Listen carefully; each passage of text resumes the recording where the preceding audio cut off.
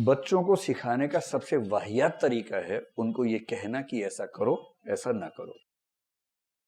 ऐसी हर चीज को बच्चा अपनी आजादी पे हमला समझता है और वो खौफ के मारे करता है। जो आप कहते हैं करता है, केवल खौफ के मारे करता है।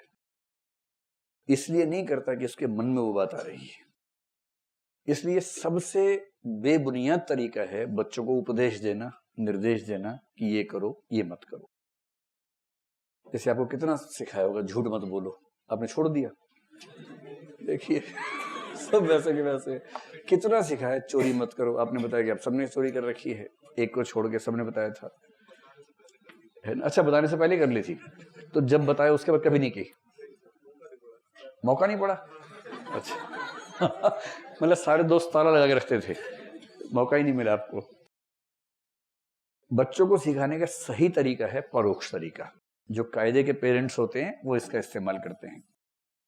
और परोक्ष तरीके का मतलब है आचरण से सिखाना। इस पर एक बड़ा अच्छा सिद्धांत है, जॉन बोंदुरा नाम का आदमी है, हम आगे पढ़ेंगे उसके बारे में। बच्चे ऑब्जर्वेशन से सीखते हैं।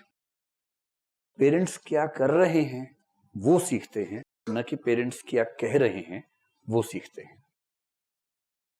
कई माँ बाप बड़े दया वाले भाव से बोलते हैं। जैसे बाप मान लीजिए सुट्टा लगाने वाला आदमी है, बच्चों ने बिगड़ गया था, उसके बाद से पिए जा रहा है, सिगरेट पिए जा रहा है, दिन में 30-40 फूंक देता है।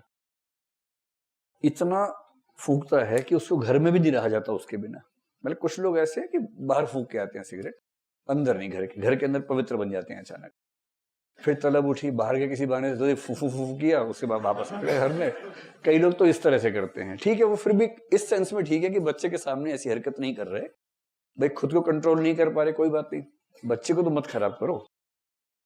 कुछ इस से पार हो जाते हैं, फिर वो घर के अंदर ही कार्यक्रम शुरू कर देते हैं। सिगरेट पी रहे हैं, हर 3-4 वाक्य में 3-4 गालियां दे रहे हैं, घर के अंदर ही पूरा माहौल एकदम बना के रखते हैं। अब बच्चा वो सब सुन रहा है, वो सब देख रहा है। बाप को गिल्ट फीलिंग भी हो रही है कि मेरा बच्चा क्या देख रहा है, क्या सोचेगा, क्या सीखेगा। क्या सोचेगा से तो मुक्त हो चुका है वो, और क्या सीखेगा उसके मन में ही आता है। तो ऐसे पेरेंट्स बच्चों के सामने बड़ी दयनीय सा चेहरा बना के बोलते हैं कि बेटा ये सीखना मत, मैं तो बेटा बहुत मजबूर हूं बेटा, गलती से मैंने शुरू कर दिया था बेटा, ये तो जहर है बेटा, जहर, मेरे फेफड़े खत्म हो गए हैं बेटा, मैं जल्दी मर जाऊंगा, तुम ये मत करना बेटा। बच्चा बोलता है हाँ पापा मैं कभी नहीं करूंगा। उसके मन में आता है एक बार तो ट्राई करूंगा।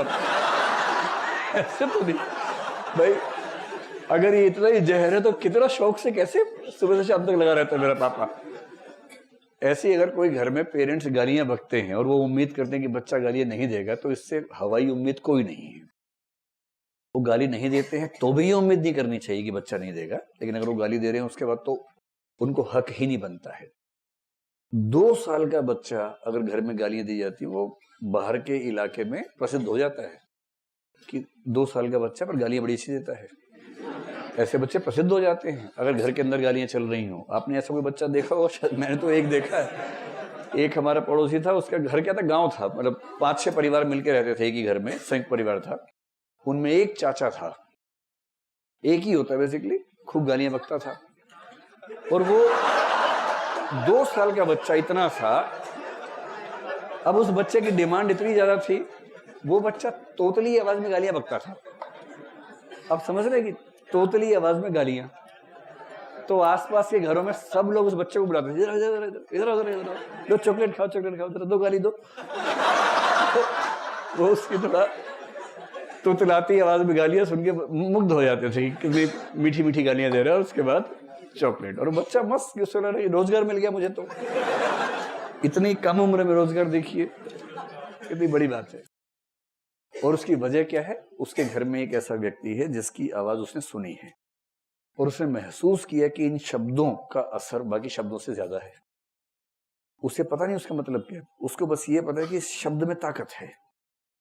और जब उसको लगता है मेरी बात कोई नहीं सुन रहा, वो शब्द बोल देता है। फिर सब ध्यान से सुनते हैं तो उसको लगता है एकदम सही बात है, कितना ताकतवर शब्द है, फिर वो अभ्यस्त हो जाता है। यही सारा खेल है। जॉन बोंदुरा नाम है इस भोंदू नहीं, बोंदुरा। जॉन बोंदुरा नाम का एक मनोवैज्ञानिक है। इसने रिसर्च करके स्थापित किया कि बच्चे इंस्ट्रक्शन से नहीं सीखते हैं, बच्चे सीखते हैं ऑब्जर्वेशन से, अवलोकन से, माता पिता का व्यवहार देखकर सीखते हैं। अगर आपने बच्चों को थोड़ा सा ध्यान से गौर किया हो तो 6-8 महीने का बच्चा अपने बाप और माँ की एक्टिंग खूब करता है। उसको रोल प्लेइंग कहते हैं। जैसे बाप मान लीजिए ब्रीफकेस लेके जाता है ऑफिस, तो बच्चा ब्रीफकेस जैसी कोई वस्तु उठा लेगा, ऐसे चलेगा, फिर बोलेगा सुनीता खाना बना दिया। माँ सोच रही है कि देखो ये टिंडा इतना छोटा सा नाम से बोल रहा है मुझे, लेकिन माँ मुग्ध हो जाती है कितना प्यार से बोलता है बच्चा।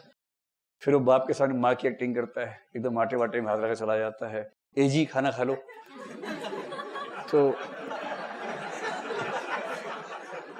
ए जी मतलब अबे गधे, शॉर्ट फॉर्म में।